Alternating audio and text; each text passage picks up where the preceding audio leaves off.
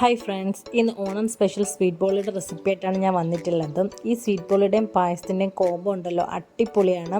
ഇത് കഴിച്ചിട്ടുള്ളവർക്കറിയാം ഇതിൻ്റെ ടേസ്റ്റ് എന്താണെന്ന്. അപ്പോൾ ഈ ഓണത്തിന് ബോളി കടയിൽ നിന്ന് വാങ്ങാതെ വീട്ടിൽ തന്നെ നല്ല സോഫ്റ്റ് ബോളി ഉണ്ടാക്കിയാലോ. വീഡിയോ സ്കിപ്പ് ചെയ്യാതെ മുഴുവനായി ഒന്ന് കാണണം. കൂടാതെ എൻ്റെ ചാനലൊന്ന് സബ്സ്ക്രൈബ് ചെയ്യും, ലൈക്ക് ചെയ്യും, ഷെയർ ചെയ്യും, കമൻറ്റ് ചെയ്യും കൂടി വേണം, മറക്കല്ലേ. അപ്പോൾ welcome back to my channel.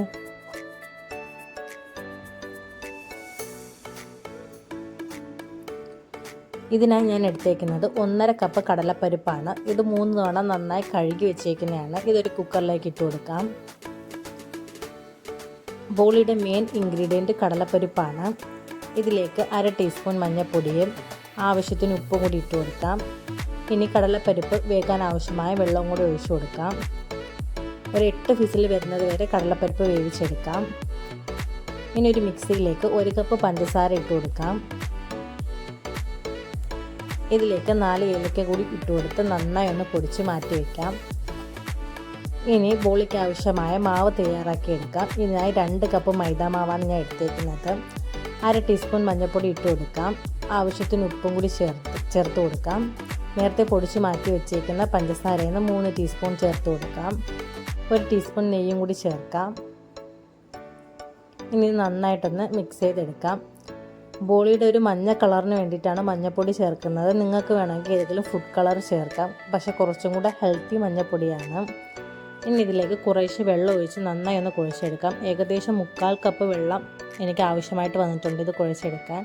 ഒരു പത്തിരിമാവിൻ്റെ പരുവാട്ടോ വേണ്ടത്, അതായത് പൊറോട്ടയുടെ. ഇനി ഇതിലേക്ക് 2 ടീസ്പൂൺ നല്ലെണ്ണയും കൂടി ഒഴിച്ച് നല്ലപോലെ കുഴച്ചെടുക്കാം. നല്ലെണ്ണ ഒഴിക്കുന്നത് കൊണ്ടൊരു കുത്തുന്ന ടേസ്റ്റൊന്നും വരില്ല.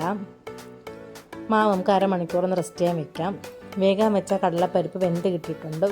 ഇതുപോലെ ഒരുപാട് ഉടയാത്ത രീതിയിൽ വേണം കടലപ്പരിപ്പ് കിട്ടാൻ. ഇനി പഞ്ചസാര പൊടിച്ച് വെച്ച സെയിം ജാറിലേക്ക് തന്നെ കടലപ്പരിപ്പ് ഇട്ട് കൊടുത്ത് നന്നായി ഒന്ന് അരച്ചെടുക്കാം. തരിയൊന്നും ഇല്ലാതെ നല്ല സോഫ്റ്റായിട്ട് തന്നെ അരച്ചെടുക്കണം. ഇതിലേക്ക് നേരത്തെ പൊടിച്ച് മാറ്റി വെച്ചേക്കണം പഞ്ചസാരയും കൂടി ചേർത്ത് കൊടുത്ത് നന്നായി ഒന്ന് മിക്സ് ചെയ്തെടുക്കാം.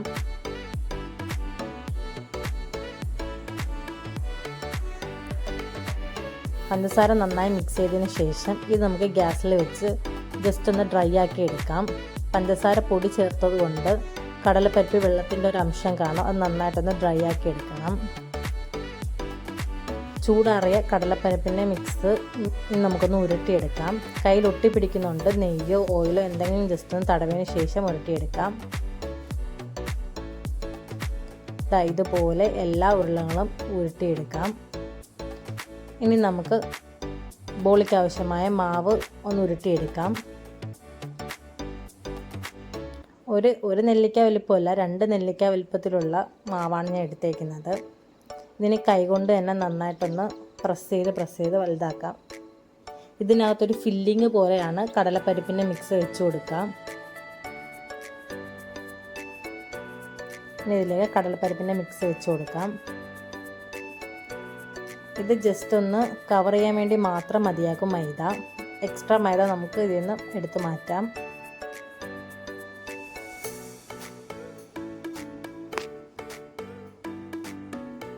ഇതിനെ നന്നായിട്ടൊന്ന് റോൾ ചെയ്തെടുക്കാം.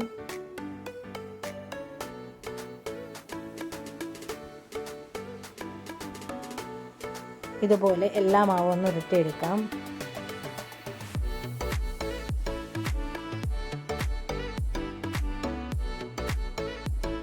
കുറേശ്ശെ മാവെടുത്ത് ഒന്ന് പ്രസ് ചെയ്ത് വലുതാക്കിയതിന് ശേഷം അതിലേക്ക് കടലപ്പരിപ്പിൻ്റെ മിക്സ് വെച്ച് കൊടുത്ത് കവർ ചെയ്തെടുക്കാം. സിമ്പിളാണ്, പെട്ടെന്ന് തന്നെ നമുക്കിതെല്ലാം ചെയ്തെടുക്കാൻ പറ്റും.